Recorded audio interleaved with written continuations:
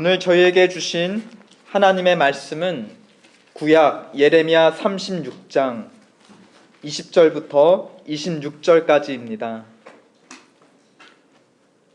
예레미야 36장 20절.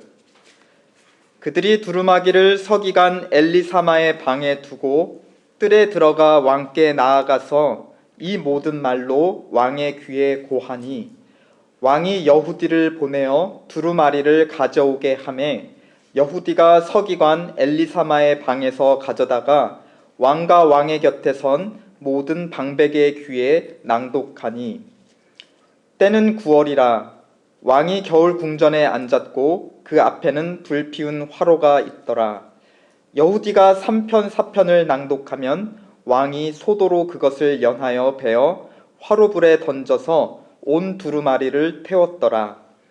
왕과 그 신하들이 이 모든 말을 듣고도 두려워하거나 그 옷을 찢지 아니하였고, 엘라단과 들라야와 그마랴가 왕께 두루마리를 사르지 말기를 간구하여도 왕이 듣지 아니하였으며, 왕이 왕의 아들 여라무엘과 아스리엘의 아들 스라야와 압디엘의 아들 셀레마를 명하여 서기관 바룩과 선지자 예레미야를 잡으라 하였으나 여호와께서 그들을 숨기셨더라. 아멘. 여러분들이 여기 앞에 왜 화장지가 있나요? 갑자기 궁금해 하실 텐데요. 오늘 갑자기 눈물이 많이 날 것 같아서 혹시나 해서 한번 준비해 왔습니다. 또 다른 목적이 있는데요. 뒤에 한번 밝혀질 것 같습니다. 우리 대부분은 글을 읽고 쓸 수 있습니다. 대부분이죠. 모두는 아닐 수 있습니다. 우리 모두는 대부분은 글을 읽고 쓸 수 있는데요. 이 예레미야가 활동했던 구약 선지자 시대 때에는 글을 읽을 수 있는 사람은 굉장히 소수였어요. 게다가 글을 읽을 수 있을 뿐만이 아니라 쓸 수 있는 사람은 극소수였습니다. 그래서 글을 쓴다는 행위는 매우 선별되고 특별하며 신성한 행위였어요. 돌판에 십계명을 직접 쓰신 분도 누구셨죠? 하나님이 쓰셨습니다. 또 모세율법을 필사하고 그것을 묵상해야 되는 사람은 누구였는가? 이스라엘의 왕들이었습니다. 왕으로 즉위하면 그 의무가 뭐냐? 모세율법을 직접 필사하고 그것을 묵상하는 것이었습니다. 이것을 지금까지 뭔가를 쓰는 행위를 한 사람들은 하나님, 최소한 하나님, 또 최소한 왕은 돼야지 할 수 있는 그런 신성한 행위가 바로 기록하는 행위였다는 것이죠. 근데 이제 왕궁에는 왕을 보좌해서 글을 쓰고 또 기록을 보관하는 전문가들이 있었는데 우리는 그들을 서기관들이라고 부릅니다. 이들은 공증인 역할을 했죠. 왕조의 역사를 기록하는 실록, 그러니까 왕조에게 일어난 역사를 공증하는 그 기록을 남긴 사람들이 서기관들이었고, 또 왕이 나는 이런 법령을 시행하노라 하면 그 법령이 정말 나중에 봐도 제대로 시행할 수 있게끔 법령을 기록하는 역할도 했습니다. 또 백성들이 이제 토지를 사고 팔고 거래가 이루어지잖아요. 그럼 그거를 재산 공증을 기록하고 보관하는 역할도 왕실 서기관들의 역할이었습니다.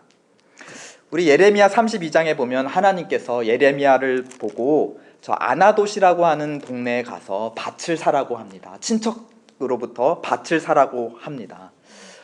그 앞서서 바벨론이 와서 이스라엘을 다 정복할 것이라 라고 말씀해 놓고서는 지금 어차피 바벨론 사람이 될 땅을 하나님이 예레미야 보고 돈 주고 사라고 하신 거예요.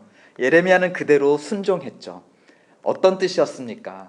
비록 바벨론에게 땅을 뺏기지만 하나님이 다시 너희에게 돌려줄 거다, 회복될 것이다 라는 그 약속을 예레미야는 비싼 돈을 주고 받았습니다.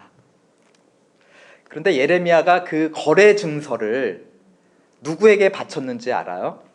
네리야의 아들이라는 바룩에게 제출하였습니다. 이 바룩이란 사람은 그 공공 거래 증서를 보관하고 인증할 수 있는 왕실 서기관이었다는 말입니다. 그러니까 바룩이 남기는 기록들은 개인의 사사로운 일기나 그런 것이 아니라 나라의 일을 주관하는 어떤 공공적인 기록이었다라는 것이죠. 오늘 본문에서 읽지는 않았지만 1절부터 보면 하나님이 다시 예레미야더러 바룩을 찾아가라고 합니다. 그리고 예레미야더러 바룩에게 4절에 이렇게 부탁하라고 합니다. 우리 36장 4절 다 함께 읽어보실까요? 시작. 이에 예레미야가 네리야의 아들 바룩을 부르매 바룩이 예레미야의 구전대로 여호와께서 그에게 이르신 모든 말씀을 두루마리 책에 기록하니라. 그동안 하나님은 예레미야에게 말씀하셨고 예레미야는 기록이 아니라 사람들 앞에 직접 서서 말로 선포를 해왔습니다. 근데 여기서는 뭐라고 하시느냐, 바룩더러 그것을 기록하라고 하셨습니다. 그래서 바룩이 받아 적었죠. 2절에 보니까 요시야의 날부터 오늘까지 내가 한 말을 기록하라 하였습니다. 요시야 왕 때부터 그 아들인 여호야김이 다스리는 이 시대까지 하나님이 그동안 예레미야에게 하신 말씀을 다 기록으로 남기라 한 것입니다. 약 23년 동안의 기록이었어요. 그러니까 예레미야가 23년 동안 365일 매일매일 말한 것이 아니라, 그렇죠? 그때 굴곡점마다 중요한 순간마다 하나님이 말씀하시면은 그것을 듣고 백성들에게 선포해 왔는데 지금 그것을 다 기록으로 남기라고 한 것이었습니다. 예레미야는 바룩에게 기록 외에 한 가지를 더 부탁하는데 이 기록된 글을 가지고 가서 자기 대신 백성들 앞에 좀 낭독해서 선포해 달라고 부탁을 합니다. 지금 예레미야는 감금되어 있는 상태였어요. 왜냐하면 백성들을 거짓말 뉴스로 선동한다는 이유였어요. 예레미야는 어떤 소식들을 전했죠? 그동안 계속해서 하나님이 바벨론을 보내셔서 우리는 멸망할 것이다 라는 메시지를 보냈습니다. 그러니까 이 통치자들, 왕의 입장에선 이거는 굉장히 국가의 매국노나 마찬가지인 것이죠. 우리나라는 이제 친일파다 해서 그런 사람들을 경계하곤 하는데 당시 사람들에게 예레미야 선지자는 무슨 파였을까요? 친바파, 친바빌로니안 파. 저 바벨로니안 사람들에게 돈을 받고 너희는 망할 거니까 항복하라라고 지금 우리를 꼬드기고 있다라고 이제 예레미야에게 죄명을 쓰였던 것입니다. 그러나 하나님의 그 말씀에 감추어진 참뜻은 따로 있었어요. 멸망의 메시지에 감추어진 진짜 속뜻은 바로 3절에 드러나 있습니다. 우리 3절, 36장 3절 다 함께 읽어보실까요? 시작. 유다 족속이 내가 그들에게 내리려 한 모든 재앙을 듣고 각기 악한 길에서 돌이킬 듯 하리라. 그리하면 내가 그 악과 죄를 사하리라. 하나님이 심판의 말씀을 전한 진짜 이유는 무엇이었습니까? 그것을 듣고 백성이 회개해서 죄에서 돌이키고 전심으로 하나님께 돌아오면 그들의 죄를 용서해 주시고 바벨론 군대를 물리쳐 주실 것, 그것이 정말 심판의 메시지를 전하는 하나님의 속뜻이었던 것입니다. 이 일이 언제 있었느냐? 요시야 왕 때 한번 있었죠. 어떤 일이었죠? 요시야 왕 때 하나님의 말씀을 듣고 왕부터 모든 백성들이 다 회개하여서 하나님이 바벨론의 침공으로부터 이스라엘을 지켜주셨던 것입니다. 근데 재밌는 것은 그때 일어난 일이 요시야 왕 때 일어났는데 그 요시야 왕의 아들이 누군지 아세요? 오늘 이 36장의 배경이 되는 여호야김이라고 하는 새로운 왕이었습니다. 그래서 바룩은 예레미야의 부탁을 받고 8절에 보니까 성전에 가서 사람들이 모여있는 8절에 성전에 가서 그 기록된 말씀을 낭독합니다. 그러자 백성들이 어떻게 반응하였는가? 9절 마지막을 보면 모든 백성이 여호와 앞에서 금식을 선포하였다 하였습니다.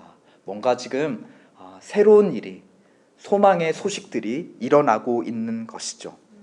그러자 바룩은 12절에 왕궁에 있는 서기관들의 방으로 갔습니다.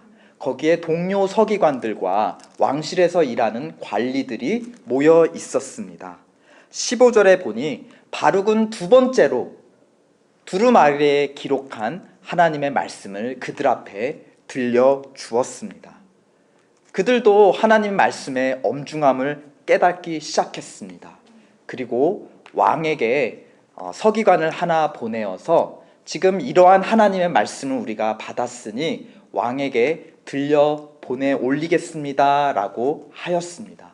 그러자 왕이 한 사람을 보내서 그 말씀을 가지고 올라오게 하였죠. 그래서 21절에 우리가 읽은 21절에 여훗이라는 사람이 두루마리를 가져다가 맨 끝에 보니까 왕과 왕의 곁에 선 모든 방백 혹은 신하들의 귀에 세 번째로 하나님의 말씀을 낭독하였던 것입니다. 바로 앞에 일어났던 아버지 요시야 왕 때 일어났던 사건과 매우 비슷하죠. 그때는 무슨 일이 있었나요? 제사장이 성전에서 모세의 율법을 발견합니다. 그리고 와, 이런 게 있다 하고 읽어보니까 와, 이 말씀에 비추어 보니 그동안 우리가 너무 하나님께 죄를 많이 범했다.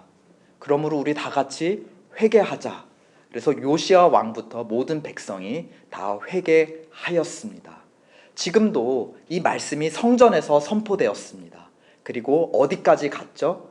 왕이 있는 왕실에까지 가서 말씀이 들려졌습니다.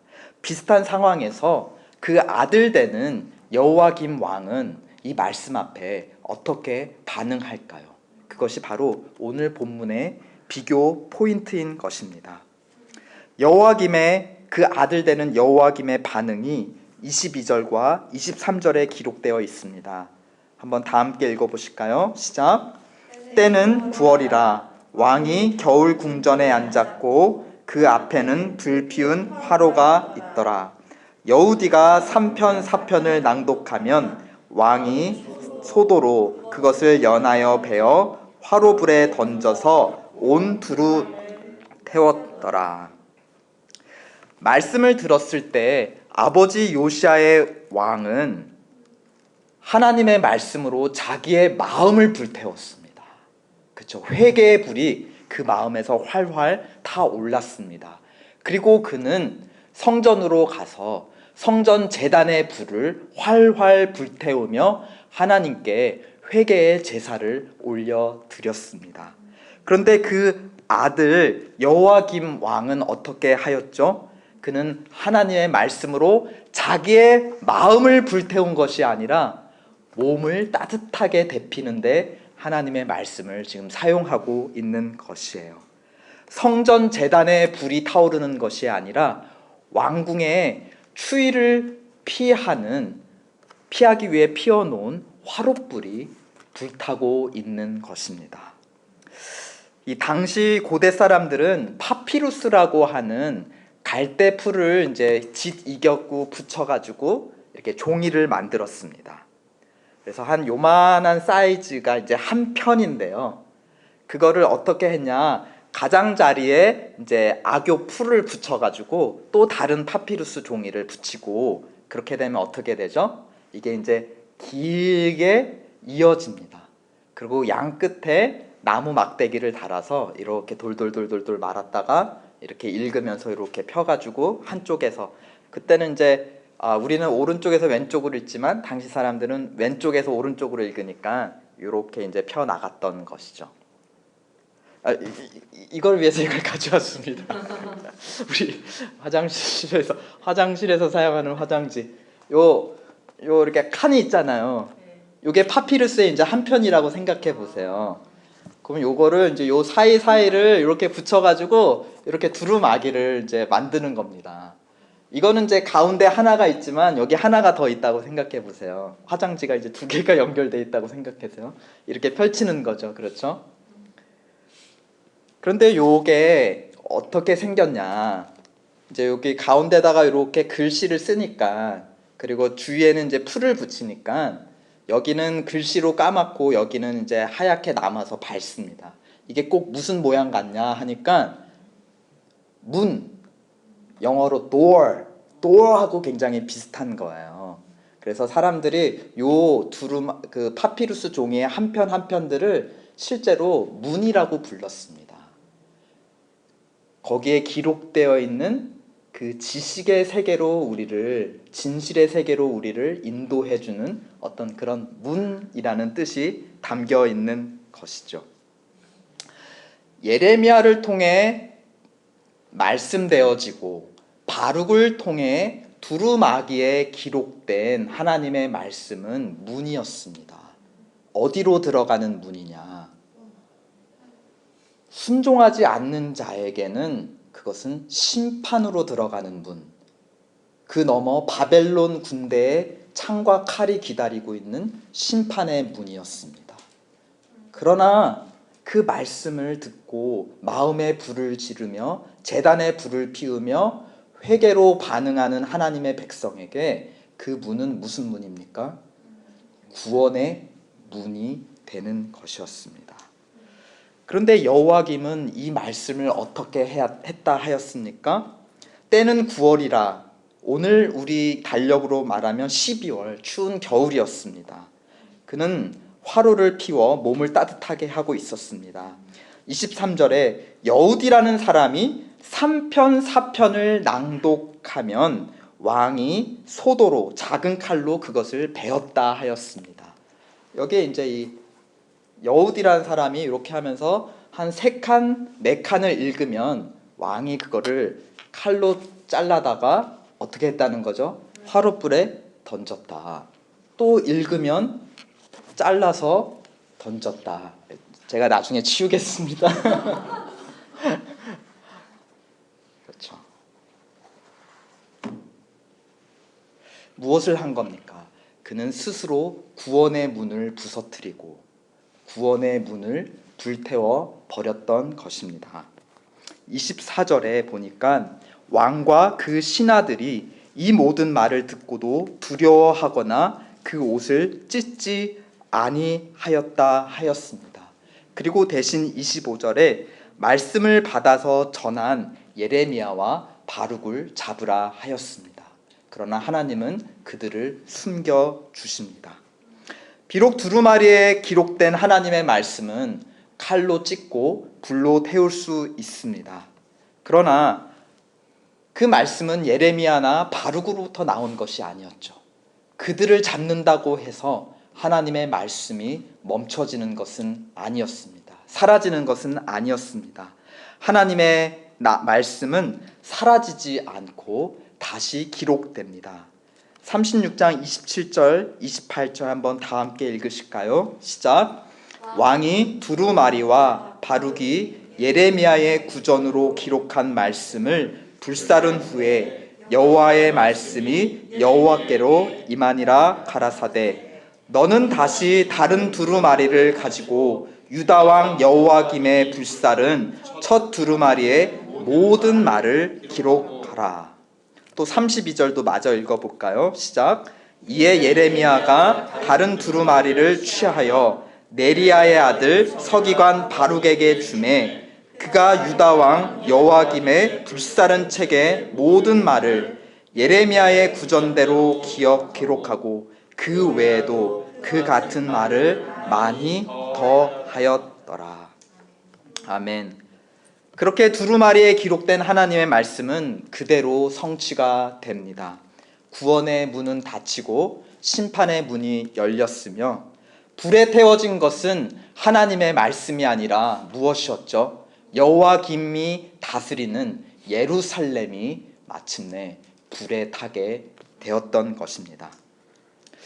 16세기에 우리 종교개혁자로 알려져 있는 독일의 마르틴 루터 선생님이 있습니다. 많이들 잘 아시죠? 그는 사실 이제 구약 구약 성경을 가르치는 신학 교수였어요. 그래서 그가 신학 교수로 이제 임명받자 스승이었던 사람이 성경 전권을, 신구약 성경을 선물해 줍니다. 이제 그때는 두루마기가 아니라 우리와 같은 오늘날의 이제 책 같은 형태였죠. 이제 당시는 아직 인쇄기가 없었던 시절이에요. 이렇게 찍어내는 인쇄술이 없었어요. 그러면 그 루터 손에 들어온 성경은 어떻게 기록된 성경이었을까요? 전문 필사가들이 다 하나하나 붓글씨로 써서 기록된 신구약 하나님의 말씀이었습니다. 그것이 얼마나 비쌌던가. 여러분 얼마 주고 성경 사셨어요? 그때 그는 신학 교수였는데 그가 선물로 받은 성경이 얼마였냐면, 그가 교수로서 10년을 월급 받아 꼬박 일해야 모을 수 있는, 하나도 쓰지 않고 10년 동안 자기 월급을 그대로 모아야 되는 한 몇 천만 원 되는 그런 비싼 책이 바로 성경책이었습니다.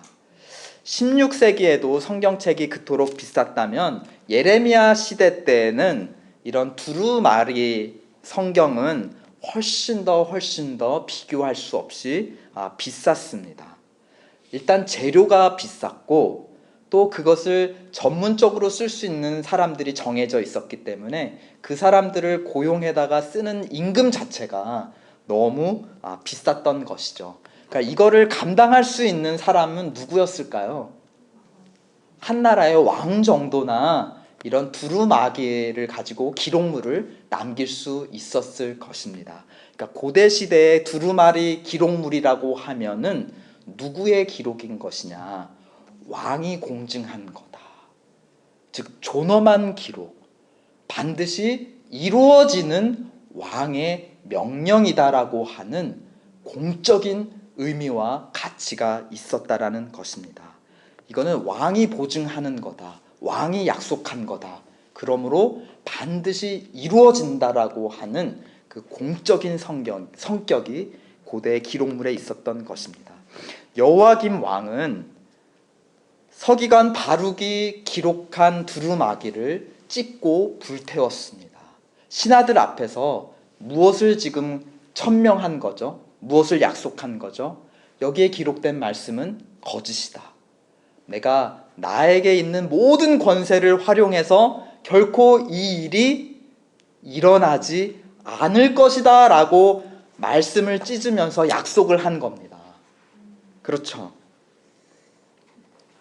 하지만 진실은 무엇이었죠?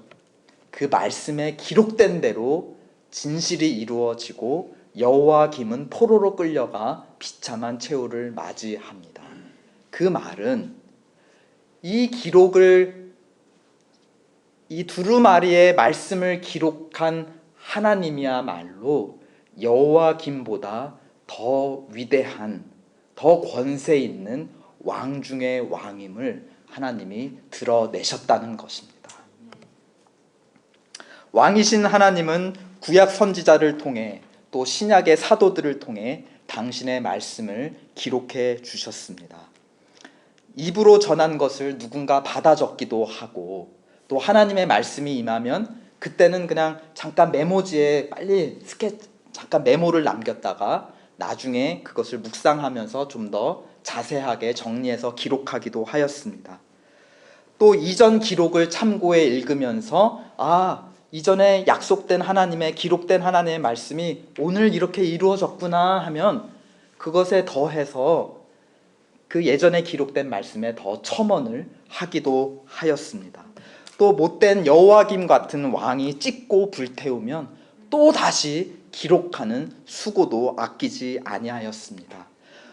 구약부터 신약까지 수천 년의 시간을 악교풀로 사용해서 이렇게 한 장 한 장 이렇게 이어붙이서 오늘 우리에게 신구약 성경이라는 하나님의 말씀으로, 너무나 값비싼 소중한 하나님의 말씀으로 오늘 우리에게 전해졌다는 것입니다.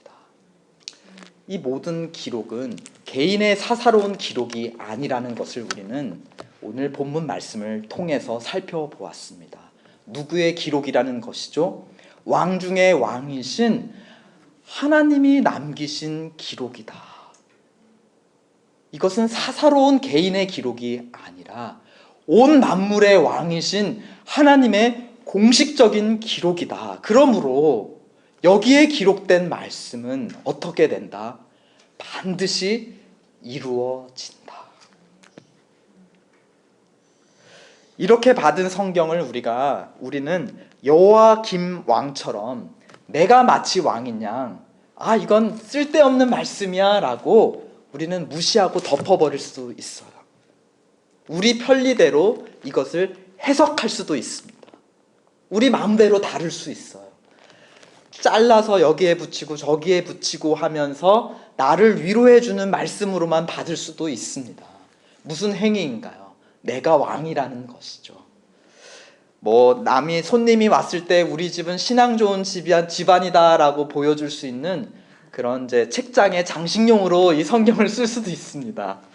또 자동차에 두고 일주일에 교회 갈 때 한 번 쓰는 자동차 소품으로도 쓸 수 있습니다. 급하면 라면 냄비 받침으로도 쓸 수 있겠죠. 또 여기 중에서 마음에 드는 구절 하나 뽑아서 비즈니스 가게에 부적처럼 붙여놓고 쓸 수도 있습니다. 내 시작은 미약하였으나 끝은 심히 장대하리라. 그런 말씀도 있죠. 내가 좋아하고 또 나를 위로해주는 구절만 골라서 내가 편식해서 먹을 수도 있고, 마치 야채같이 몸에 좋은 건 알지만 내 입맛에 안 맞는 거는 버릴 수도 있습니다. 그렇다면 하나님의 말씀인 이 성경, 우리는 어떻게 바르게 받을 수 있을까요? 왕궁 사람들이 아닌 성전에 모였던 백성들처럼 어떻게 이 말씀 앞에 우리는 마음을 불태우고 마음을 찢고 하나님 앞에 돌아갈 수 있을까요? 간단하게 한 4가지만, 여러 가지가 있겠지만 4가지만 좀 언급드리고 싶습니다. 또 도움이 되었으면 좋겠습니다. 가장 손쉬운 방법, 여러 번역 성경을 읽으세요. 일단 우리가 가지고 있는, 여러분 어떤 성경을 가지고 계신지 모르지만 히브리어 성경은 아니잖아요. 헬라어 성경도 아니고 어쨌거나 한국말로 누군가 또 번역해서 기록한 성경입니다. 대부분은 우리가 개역 한글, 개역 개정을 쓰고 있는데요.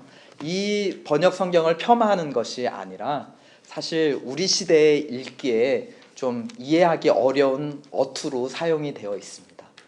그래서 무슨 말씀으로 기록되었는가를 알 수 있는 가장 기본적인 방법, 여러분이 가진 번역 성경 외에 다른 번역 성경에는 특히 현대어로 번역된 성경은 뭐라고 기록되어 있는가. 또 우리 미국에 살고 있잖아요. 우리 영어 잉글리쉬 할 수 있어요. 저는 되게 이거 특권이라고 생각합니다. 영어로도 한번 읽어보세요. 더 뚜렷하게 하나님의 말씀을 알 수 있습니다. 이제부터 진짠데요. 하나님의 말씀을 바르게 받을 수 있는 중요한 방법, 기도입니다. 왜 그런가? 성경은 하나님의 공적인 말씀입니다. 하나님이 저자세요.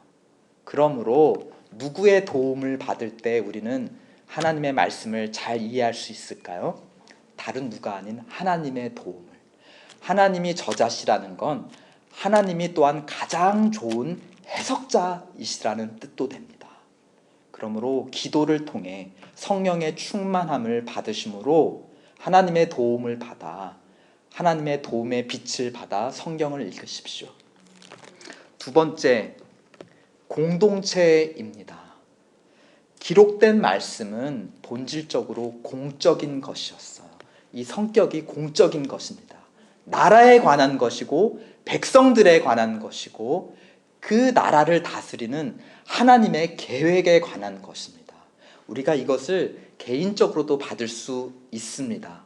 그러나 기본적으로 성경은 공동체에게 주신 하나님의 백성에게 주신 공적인 말씀이므로 이 말씀을 공동체와 함께 받을 때, 또 서로와 함께 이 말씀의 참뜻이 무엇이냐 서로와 묻고 나누고 상고하고 생각할 때 우리는 더 깊은 하나님의 말씀에 이룰 수 있을 것입니다. 세 번째, 하나님의 말씀을 바로 받을 수 있는 세 번째 비결은 바로 순종입니다. 하나님은 말씀하신 것을 그대로 이루시죠. 그러므로 말씀은 그 자체로 실체입니다. 그렇죠. 기록된 말씀이 그대로 이루어 우리 눈앞에 펼쳐질 것이므로 이 말씀 자체가 실체, 현실이라는 것입니다. 그러므로 이 말씀을 어떻게 이해할 수 있냐? 우리가 몸으로 순종할 때 우리 인생에서 이 말씀대로 실제가 이루어지는 것을 우리는 체험할 수 있을 것이에요. 몸으로 순종할 때 말씀이 내 삶의 실제가 되는 위대하신 하나님의 역사를 경험하시기를, 개인적으로, 가정적으로, 또 공동체적으로 함께 경험하며 서로 간증하실 수 있기를 축원드립니다. 하나님은 구약에 약속하신 말씀을 신약에 이루셨고, 신약에 약속하신 말씀을 종말에 반드시 이루실 것입니다. 기록하신 말씀대로 이루셨고 지금도 이루고 계시며 앞으로 이루실 것입니다. 하나님은 왕 중에 왕이십니다. 그 왕으로부터 받은 이 성경은 가장 높으신 왕의 존엄한 기록이신 줄을 믿으십시오. 이 시간 우리 함께 이 말씀을 기억함으로,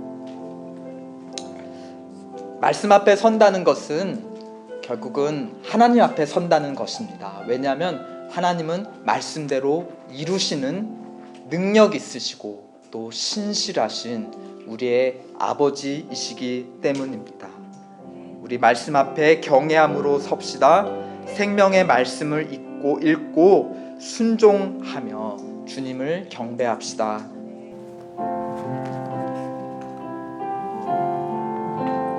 말씀 앞에서 경외함으로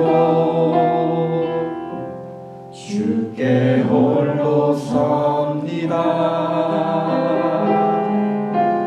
생명의 말씀 읽고 순종해 주를 예배합니다. 주를 예배합니다. 다시 한번 말씀 앞에서 경외함으로 주께 함께 섭니다. 주께 함께 섭니다. 생명의 말씀 읽고 순종해 주를 예배합니다. 기록된 말씀 힘이 있어서 진리로 우리 거룩해 하며, 거룩한 말씀 세세 영원히 복음이 되어 말씀하시네.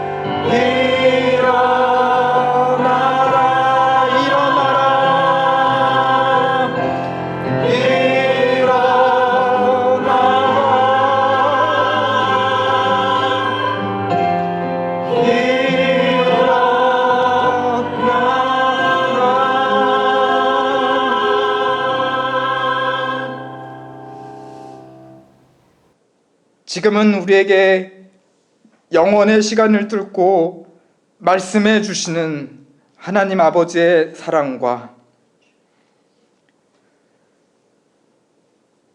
우리를 향한 저주의 문을 구원의 문으로 활짝 열어 제치신 예수 그리스도의 은혜와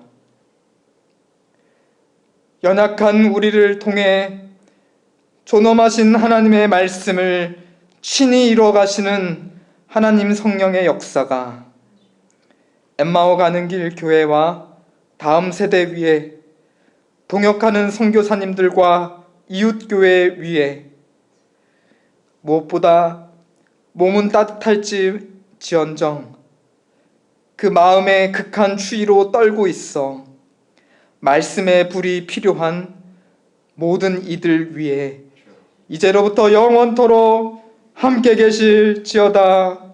아멘.